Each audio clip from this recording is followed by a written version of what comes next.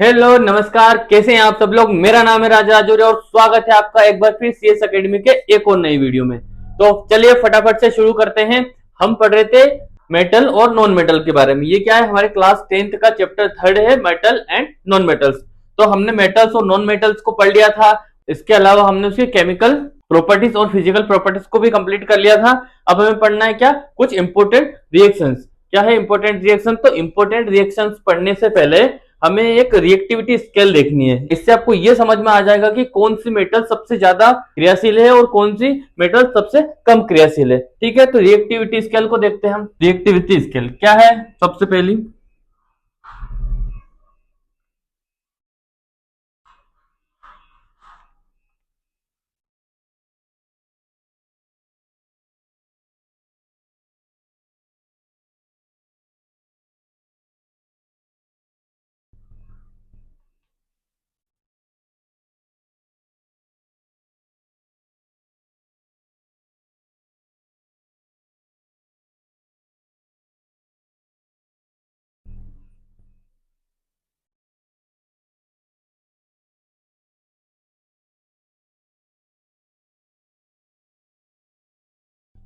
ठीक है। तो ये हमारी मेटल्स हैं। जो सबसे ऊपर है ये सबसे ज्यादा क्रियाशील है, और जो सबसे नीचे है, वो सबसे कम क्रियाशील है। ठीक है, कम क्रियाशील।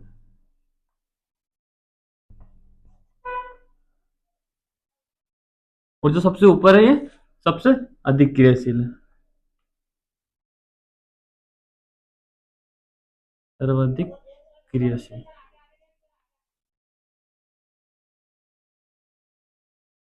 ये क्या हमारी potassium, sodium, calcium, magnesium, aluminium, zinc, iron, lead, hydrogen, copper, mercury, silver और गोल्ड, ये हमारे मेटल्स का कुछ क्रम दिया है। ठीक है, जो सबसे ऊपर है वो सबसे ज्यादा क्रियाशील है, और जो सबसे नीचे है वो सबसे कम क्रियाशील है। अब इसको याद कैसे करेंगे? तो भैया आप ऐसे तो याद रहेगी नहीं, इनका क्रम कैसे याद करेंगे हम? इनका क्रम याद करने के लिए क्या है, हमारे पास एक ट्रिक है। क्या है ट्रिक? ट्रिक अच्छे से समझना, बहुत इजी है, बहुत फनी है और मजे भी आएंगे आपको। क्या है? कटरीना ने कार मांगी अल्टो जेन फरारी, फिर भी हाय क्यों मिली सिल्वर ओडी। देखो यहां लिखेंगे हम, कटरीना ने कार मांगी, ए एल से क्या रहेगा, हमने लिख दिया अल्टो, अल्टो जेन फरारी, पी बी से फिर भी क्या है, फिर भी क्यू से क्यू, एच जी को हम बोलते हैं क्या, मरकरी। क्या है ये? मरकरी है। तो इसको बोल रहे हैं हम क्यू मिली एयू। एयू क्या होती है हमारी, सिल्वर। सिल्वर, तो इसको बोलते हैं क्यू मिली सिल्वर एयू। एयू है हमारी गोल्ड। क्या है? गोल्ड। फिर भी क्यों मिली ओडी, इसको बोल देंगे हम ओडी। तो ट्रिक क्या रहेगी, कटरीना ने कार मांगी अल्टो जेन फरारी, फिर भी हाई क्यों मिली सिल्वर ओडी।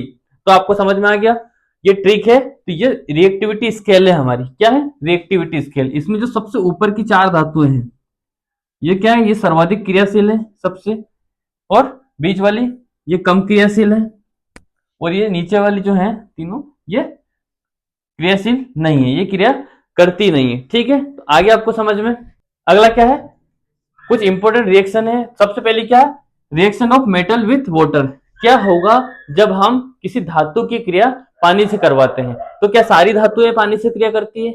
नहीं, सारी धातुएं पानी से क्रिया नहीं करती। कुछ मेटल्स ऐसी भी जो पानी से क्रिया नहीं करती है, लेकिन जो मेटल्स पानी से क्रिया करती है तो क्या होता है, तो जितने भी प्रकार की मेटल्स है, मान लो ये क्या है हमारे पास एक मेटल है, तो ये मेटल की क्रिया हम जब पानी से करवाएंगे, किससे करवाए हमने, H2O से, पानी से करवाया, तो क्या हुआ, क्या बनेगा, मेटल ऑक्साइड बनेगी। क्या बना, मेटल ऑक्साइड।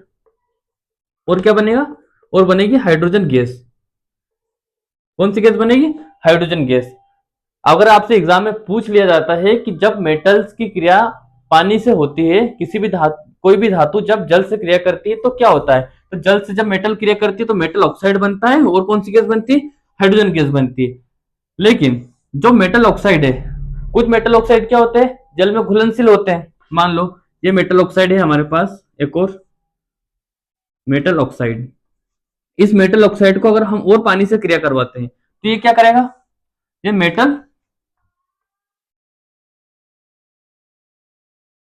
हाइड्रोक्साइड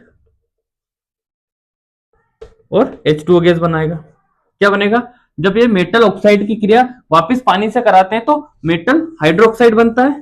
क्या बनता है, मेटल हाइड्रोक्साइड। हाइड्रोक्साइड क्या होता है, OH ग्रुप होता है। क्या होता है, OH ग्रुप होता है। इसके आगे मेटल जुड़ जाएगी तो ये क्या है, ये OH ग्रुप है, हाइड्रोक्साइड हमारा।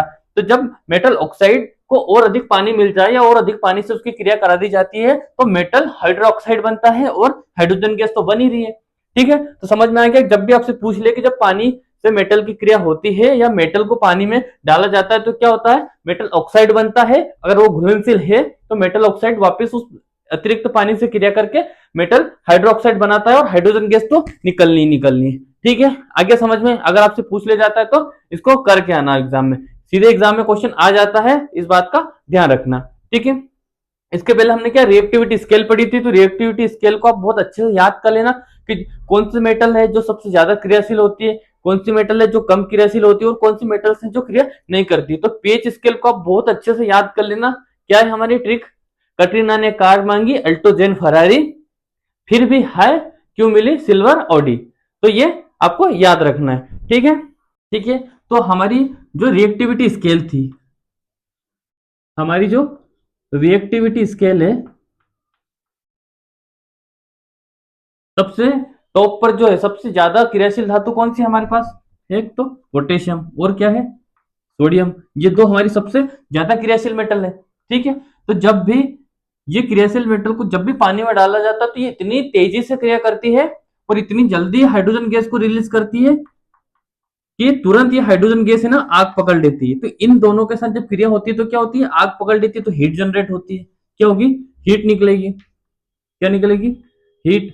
तो याद रखना जब भी पोटेशियम और सोडियम धातु की क्रिया पानी से होती है तो बहुत ज्यादा मात्रा में हाइड्रोजन गैस को रिवील करेगी, और क्या करेगी, वो जो हाइड्रोजन गैस है वो तुरंत आग पकड़ लेती है। तो आग पकड़ने की वजह से क्या होता है, उसमें हीट भी जनरेट हो जाती है। ठीक है, रिएक्शन क्या होगी, रिएक्शन देख लो।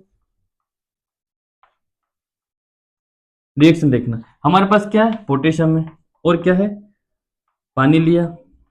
ये हमने पानी लिया तो क्या बना, क्या बना, 2KOH, पोटेशियम हाइड्रोक्साइड बना, और क्या निकली, हाइड्रोजन गैस निकली, और क्या निकला, और निकली हमारे पास हीट, जो बहुत जल्दी आग पकड़ लेती है। ठीक है, दो पोटेशियम, दो पोटेशियम, दो OH, दो OH, दो हाइड्रोजन, दो हाइड्रोजन, बैलेंस है। ठीक है, आगे बढ़ते हैं। दूसरा क्या है, सोडियम है, दो सोडियम के दो अणु लिए और दो H2O लिए। क्या हुआ, क्रिया होती है तो NaOH बनता है,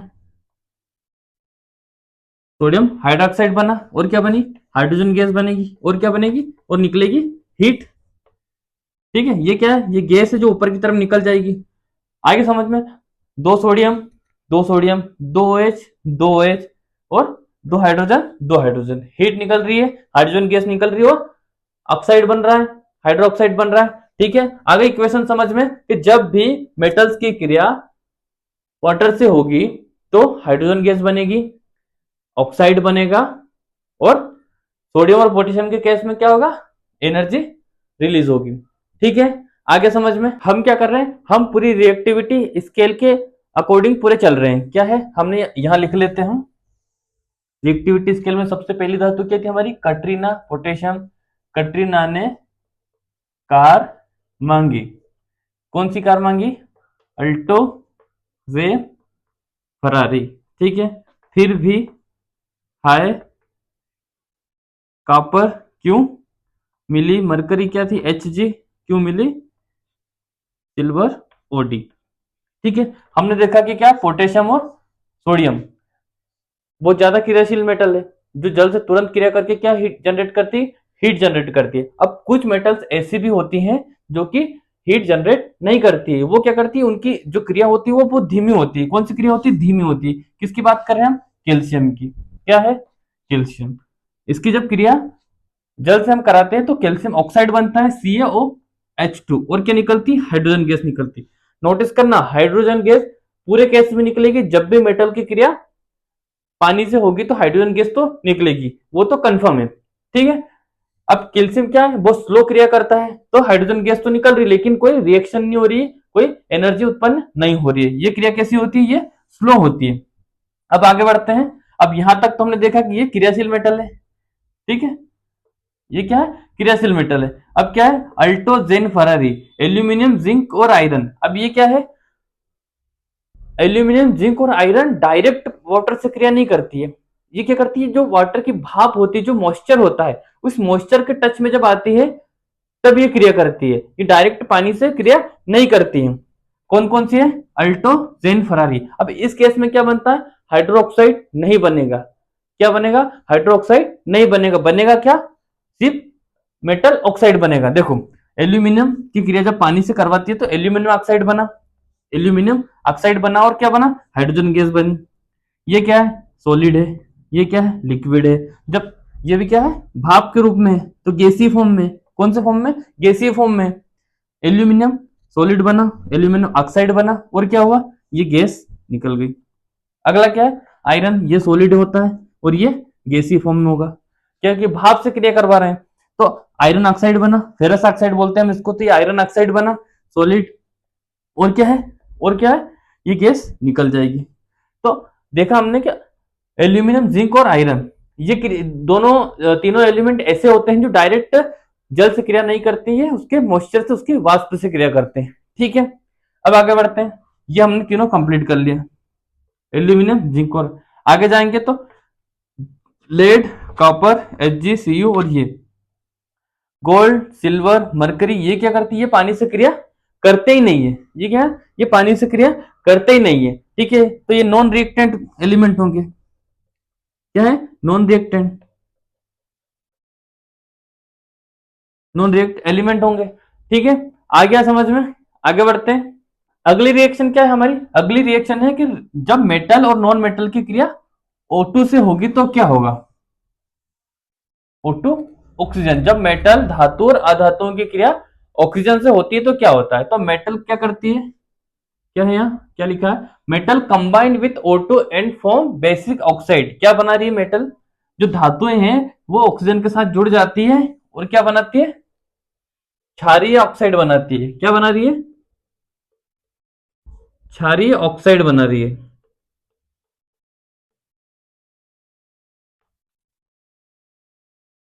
ठीक है, रिएक्शन क्या होगी, जैसे रिएक्शन है हमारी, जब कॉपर, ये क्या है हमारी, मेटल है, ऑक्सीजन से क्रिया करके क्या बना रही है, कॉपर ऑक्साइड बना रही है। क्या बनाया, कॉपर ऑक्साइड,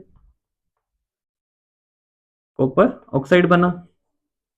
ठीक है, तो ये ऑक्साइड कैसा है, ये क्षारीय है। ये कैसा है, बेसिक है। नेचर में कैसा है, बेसिक है। तो सारी जो मेटल्स होती हैं, जितने भी प्रकार की मेटल्स होती हैं, वो जब ऑक्सीजन से क्रिया करती है तो क्या करती है, वो क्षारीय ऑक्साइड बनाती है, बेसिक नेचर का ऑक्साइड बनाती है। बट नोट करना, एल्यूमिनियम ऑक्साइड और जिंक ऑक्साइड क्या बनी, मेटल ने क्रिया करी और क्या बना, एल्यूमिनियम ऑक्साइड और जिंक ऑक्साइड। तो ये जिंक ऑक्साइड होता है ना, और एल्यूमिनियम ऑक्साइड होता है, ये क्या करता है, ये अम्लीय नेचर का भी होता है और ये क्षारीय नेचर का भी होता है।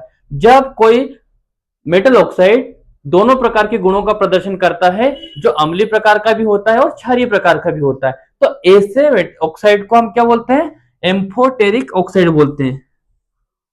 उभयधर्मी ऑक्साइड या एम्फोटेरिक ऑक्साइड बोलते हैं। ठीक है, आगे समझ में क्या, कि जब कोई मेटल ऑक्साइड अम्ल की तरह भी अपने गुणों का प्रदर्शन करता है और क्षार की तरह भी अपने गुणों का प्रदर्शन करता है, तो ऐसे मेटल ऑक्साइड को एम्फोटेरिक मेटल ऑक्साइड कहते हैं। ठीक है, रिएक्शन क्या है, रिएक्शन है एल्यूमिनियम की क्रिया जब ऑक्सीजन से होती है तो एल्यूमिनियम ऑक्साइड बनता है। क्या बना, एल्यूमिनियम ऑक्साइड बना। क्या बना,